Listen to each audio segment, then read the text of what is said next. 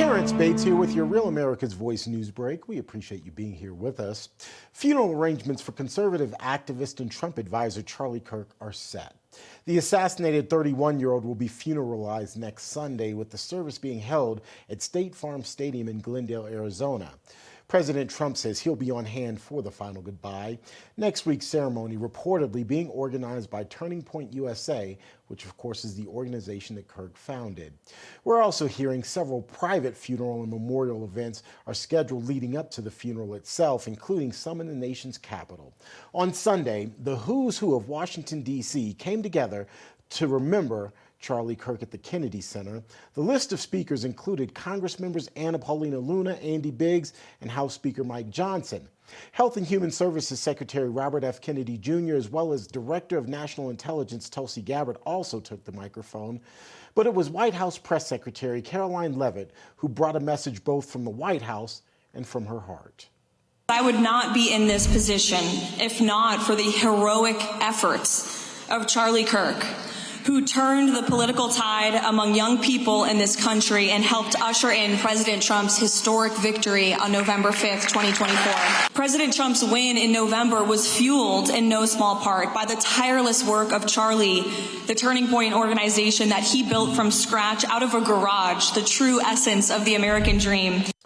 While much of conservative America is still coming to grips with the murder of Charlie Kirk, a new week and lots of news is upon us. The Fed, scheduled to begin the first of a two-day policy meeting tomorrow, while all eyes will be on the meeting to see if the central bank will cut interest rates for the first time of this second Trump presidency.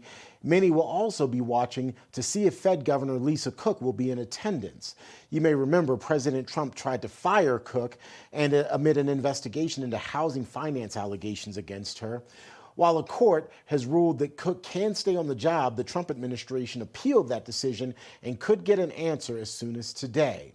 Also happening today, the Senate is expected to vote on President Trump's pick to fill an already vacant seat on the Fed board. That's a quick check.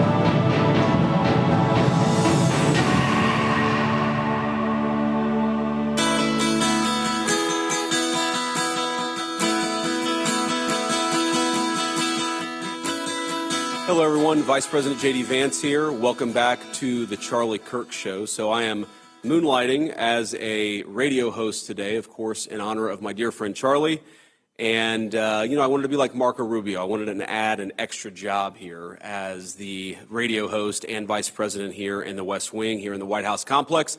But I have another person here who wears many hats and is one of the most gifted communicators I've ever seen, right up there with the great Charlie Kirk. I'm glad to be joined by Caroline Leavitt, our press secretary. Carolyn, so good to see you. Thank you, Mr. Vice President. Very kind. I appreciate your saying that. So why don't you kick it off and tell us a little bit. So those who don't know, who are listening or watching, you actually were involved with TPUSA very early on when you were in college. Tell me about that experience and about getting to know Charlie Kirk through that forum. Well, I'm a Gen Z conservative, so I was really raised within the MAGA movement, and within the MAGA movement as a Gen Z conservative means you're very much a part of the Turning Point USA movement. And so my political education was not just through the rise of President Trump, but also the rise of Charlie Kirk. Yep. And watching him and listening to him, and I inquired about starting a Turning Point USA chapter on my college, St. Anselm College in Manchester, New Hampshire, where I went and where my political ambition and love of media and politics really began. And so just by watching Charlie from a distance was so inspiring to me as a young conservative woman. And then I got to know him personally when I decided to run for Congress, and he was a tremendous supporter and friend. Great. So you literally communicate for a living. You're the person that speaks to the American people and the world on behalf of the White House every single day. Did you learn anything particular about the way that Charlie Kirk communicated with people? And what I always appreciated is that though he was very smart, and though you see all these clips of him owning people or of him getting the better of somebody in a debate, if you watch a full Charlie Kirk rally and all of the Q&A, and I was just talking with Andrew about this off camera, 90% of it is Charlie being kind and being compassionate and offering moral support to people. What do you take from Charlie Kirk, the communicator? So many things, just by watching him and by being around him. But I think most of all, standing firm in your convictions and picking a fight, especially when you know you have the facts and the truth on your side, but doing it with a smile. And that's something Charlie did so brilliantly and well. He would go to these campus reform events and he would say to the crowd, if you disagree with me, come to the front of the line. And I find myself doing that in the briefing rooms, you know, picking on the reporters whom I know very much disagree with me and with the president. But as long as you believe in what you're saying and you have conviction in it and you have truth and the facts on your side, it makes it a lot easier to say it. And that's what Charlie did for a living. And I know he inspired me as a young voice for President Trump now, like you said, behind the White House podium. And, you know, before every briefing, I always pray to Jesus Christ. And Charlie was so outspoken with his faith, and I will continue to be in honor of him. But I'll also think of Charlie and just how brilliantly he was able to combat the lies with facts and to do it with a smile. Absolutely. So, you know, I always think of Charlie Kirk debating sometimes these kids on college campuses and how the one part of your job that maybe would be harder if you went on college campuses is I think some of these college kids ask way better questions than the radicals do in the White House press briefing room. So that'd be like good preparation for you in a lot of ways. Yeah, exactly. TPUSA was actually the varsity. Right. Now you're kind of the JV level with your opponents here, but you do such an incredible job. And you were, of course, not just the White House press secretary. You were also the main spokesperson during the Trump campaign. And you know, I want to ask how important Charlie was to the victory, because there were so many events that we did with TPUSA where I would show up and they were incredible and the energy was off the charts. And Charlie would always tell me whenever I went to Arizona, he'd say,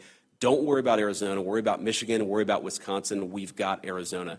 Talk with a minute and 10 seconds remaining just about how important Charlie was to our effort to win and make Donald Trump into President of the United States. Look, the president has said it himself. The president's massive gains with young Americans across the country was in no small part because of the efforts of Charlie Kirk and Turning Point USA. And our team on the campaign was constantly checking in with him and keeping him apprised of what the president was doing and saying, because we needed his voice to relay that to his audience, which is made up of young people across the country. And the president spoke at many Turning Point events. He went into that lion's den at the invitation of Charlie to get his message across. And Charlie was incredibly supportive of the non-traditional new media strategy that the president took.